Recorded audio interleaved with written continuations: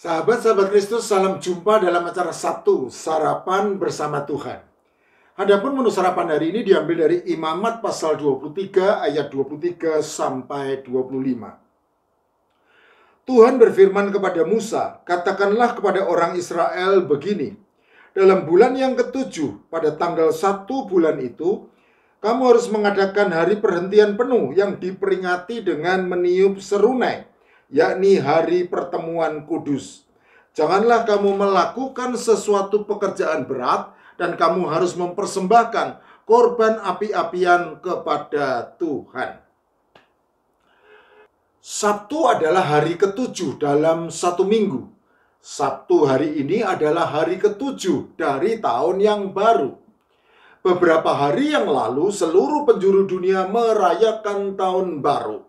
Orang-orang dari segala bangsa di atas muka bumi larut bersama di dalam sukacita menyambut kemeriahan tahun baru.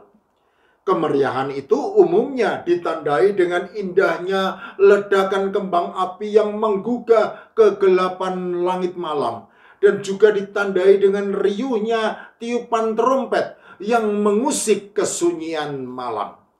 Boleh dikatakan bahwa ledakan kembang api yang gempita di angkasa dan tiupan trompet yang membahana di udara sudah menjadi semacam tradisi dalam menyambut tahun baru. Khusus mengenai tiupan trompet dalam menyambut tahun baru, nampaknya hal itu sudah menjadi tradisi semua bangsa di seluruh dunia. Sahabat-sahabat Kristus, mungkin tidak seorang pun di antara kita yang menyadari bahwa tradisi meniup trompet dalam menyambut tahun baru itu sejatinya merupakan tradisi bangsa Israel.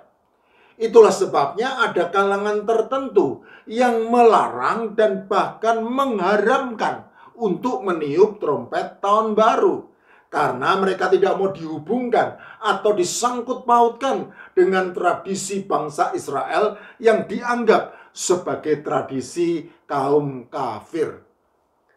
Bangsa Israel memiliki satu hari raya yang disebut Hari Raya Peniupan Serunai, bahasa Ibraninya Yom Teruah, yang diadakan pada tanggal 1 di bulan ke-7 atau bulan Tisri, penanggalan Yahudi. Imamat pasal 23 ayat 24, Bilangan pasal 29 ayat 1. Yom berarti hari, sedangkan teruah berarti pekikan, teriakan, seruan, atau suara keras yang menimbulkan keriuhan. Pengertian ini selain mengacu pada suara keras dari bunyi tiupan serunai, terompet, atau sangkakala, juga mengacu pada kerasnya suara dari sorak-sorai sejumlah besar orang yang berteriak secara serentak. Bilangan pasal 10 ayat 5 dan 6, Yosua pasal 6 ayat 5. Berdasarkan Mazmur pasal 81 ayat 2 sampai 8, dapatlah kita ketahui bahwa bersorak-sorai bagi Allah, menyanyikan lagu pujian dan membunyikan rebana, kecapi dengan diiringi gambus, serta meniup sangkakala pada bulan baru, pada bulan purnama, dan pada hari raya, sudah menjadi ketetapan bagi bangsa Israel. Suatu hukum dari Allah sebagai suatu peringatan untuk selalu mendengar firman-Nya. Tetapi pada bulan baru dari bulan ke-7, hal penting tersebut dilakukan lebih hikmat daripada biasanya.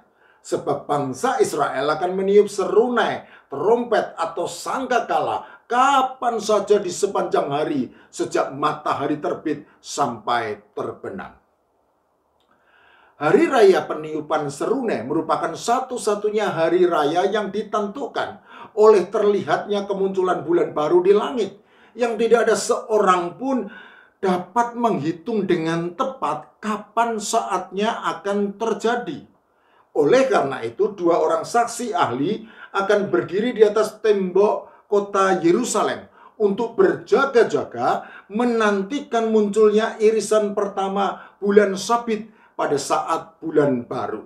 Dan apabila saatnya tiba, maka kedua saksi ahli tersebut akan meniup shofar, yaitu serunai, trompet, atau sangkakala yang terbuat dari tanduk domba jantan.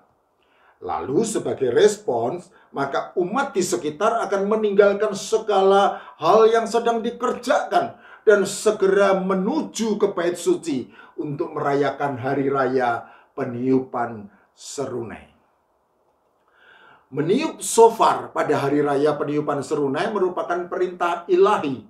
Dan sebelum mulai meniup, maka biasanya ada dua perkataan berkat yang diucapkan. Pertama, diberkatilah Engkau ya Tuhan yang memerintahkan kami untuk mendengarkan suara shofar. Dan kedua, diberkatilah Engkau ya Tuhan yang telah memberi kami kehidupan, menopang kami, serta memungkinkan kami untuk mencapai kesempatan ini. Peniupan shofar pada hari raya peniupan serunai dilakukan setidaknya sebanyak 100 kali di sepanjang ibadah umum.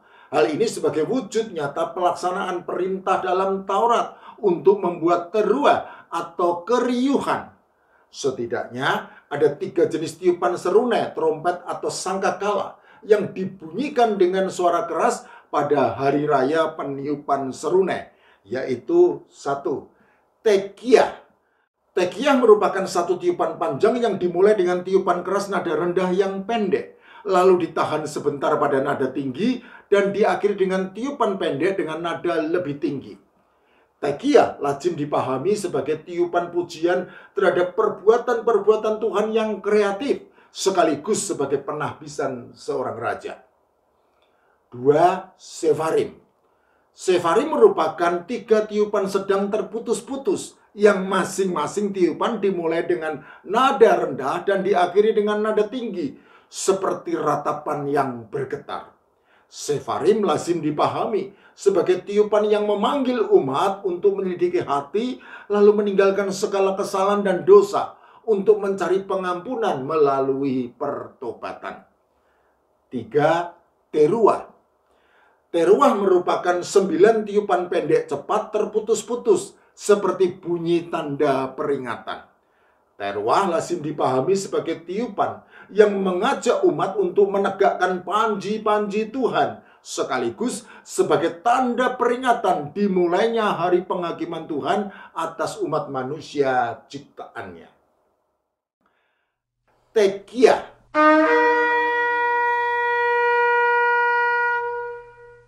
Sefarim.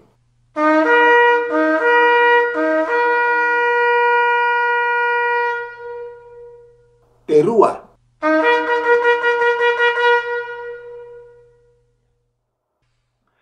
Hari raya peniupan serunai boleh dikatakan merupakan hari raya tahun baru bagi bangsa Israel. Karena bulan ke-7 tersebut dalam perkembangannya lalu ditetapkan sebagai awal dari tahun yang baru. Itulah sebabnya hari raya ini kemudian lazim disebut Rosh Hashanah, yang berarti kepala tahun atau permulaan tahun. Sehingga dengan demikian penyebutan yang baru ini menegaskan pengertiannya sebagai hari raya tahun baru. Orang Yahudi sudah pasti tahu bahwa tahun baru seharusnya dimulai pada bulan pertama, yaitu bulan Aviv atau disebut juga bulan Nisan. Namun mengikuti pengajaran para rabi Yahudi pada masa pembuangan di Babel, maka hari pertama di bulan ke-7 tersebut ditetapkan sebagai permulaan tahun baru, dan sebutan Yom Teruah lalu diganti dengan sebutan Rosh Hashanah. Menurut tradisi kerabian, penetapan hari raya Rosh Hashanah didasarkan pada keyakinan bahwa alam semesta diciptakan oleh Tuhan Allah pada hari ke-25 bulan Elul, sehingga Rosh Hashanah menandai 6 hari penciptaan, khususnya pada hari saat Adam dan Hawa diciptakan. Jadi bulan Tisri yang merupakan lanjutan bulan Elul otomatis menjadi bulan yang mengawali kehidupan umat manusia setelah diciptakan. Dan itulah sebabnya sangat tepat apabila bulan ke-7 ditetapkan menjadi awal dari tahun yang baru. Selain itu, penetapan bulan ke-7 sebagai permulaan tahun baru juga berkorelasi dengan angka 7 yang merupakan angka religius favorit di kalangan masyarakat Yahudi. Karena angka 7 secara teologis melambangkan perjanjian kekudusan, pengudusan, dan pengampunan. Sejatinya memang ada banyak contoh dalam Alkitab tentang betapa pentingnya angka 7. Misalnya hari Sabat, hari perhentian pada hari ke-7 untuk memperingati hari perhentian penciptaan oleh Tuhan.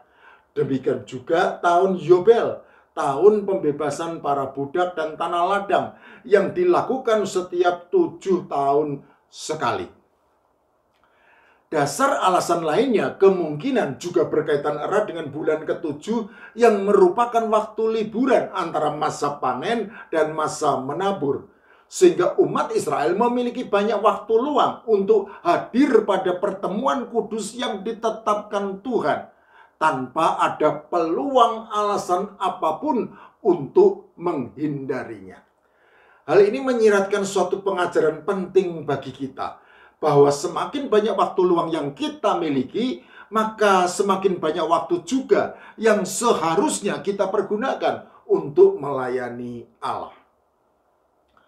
Merayakan hari raya merupakan hal penting dari iman percaya orang Yahudi, karena perayaan dianggap sebagai anugerah Allah kepada umatnya untuk mengingat campur tangan Allah pada masa lalu dan juga untuk bersuka cita atas berkatnya pada masa sekarang.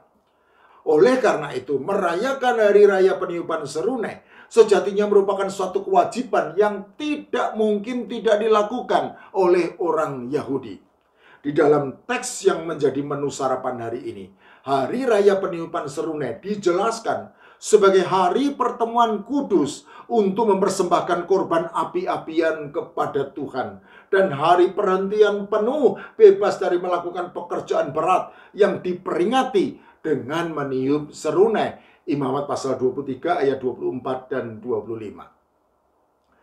Selanjutnya perlu dipahami bahwa penetapan korban-korban yang harus dipersembahkan pada hari raya peniupan serunai, Bilangan pasal 29 ayat 2-6, dimaksudkan sebagai persiapan untuk merayakan 2 hari raya lainnya pada bulan ke-7, yaitu Yom Kippur atau hari raya pendamaian pada hari ke-10, Bilangan pasal 29 ayat 7, dan Hak Hasukot atau hari raya pondok daun pada hari ke-15, Bilangan pasal 29 ayat 12.